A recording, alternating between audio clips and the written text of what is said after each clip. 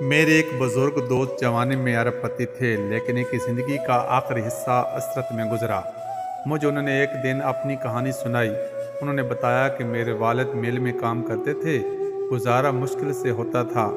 ان کا ایک کزن معذور تھا، کزن کے والدین فوت ہو گئے، اس کے آگے پیچھے کوئی نہیں رہا۔ میرے والد کو ترس آ گیا، وہ اسے اپنے گھر لے آئے۔ ہم 5 بہن بھائی تھے، گھر میں غربت تھی اور اوپر سے ایک معذور چچا سر پر آ گرا۔ والدہ کو وہ اچھے نہیں لگتے تھے، وہ سارا دن انہیں کوستی رہتی تھیں۔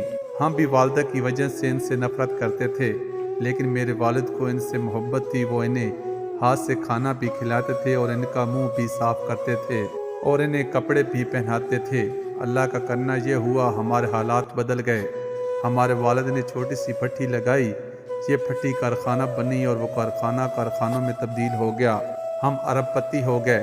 1980 کی دہائی میں ہمارے والد فوت ہو گئے۔ وہ چچا ترکے میں مجھے مل گئے۔ میں نے انہیں چند ماہ اپنے گھر رکھا، لیکن میں جلد ہی تنگ آ گیا۔ میں نے انہیں پاگل خانے میں داخل کرا دیا۔ وہ پاگل خانے میں رہ کر انتقال کر گئے۔ بس ان کے انتقال کرنے کی دیر تھی، ہمارا پورا خاندان عرش سے فرش پر آ گیا۔ ہماری فیکٹریاں، ہمارے گھر اور ہماری گاڑیاں، ہر چیز نیلام ہو گئی۔ ہم روٹی کی نوالوں کو ترسنے لگے۔ ہم اس وقت معلوم ہوا ہمارے معذور چچا ہمارے رزق کی ضمانت تھے۔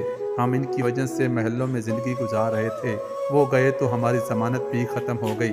ہمارے محل ہم سے رخصت ہو گئے، ہم سڑک پر آ گئے۔ اس واقعے سے ملنے والا سبق، یہ واقعہ ہم سب کے لیے سبق ہے۔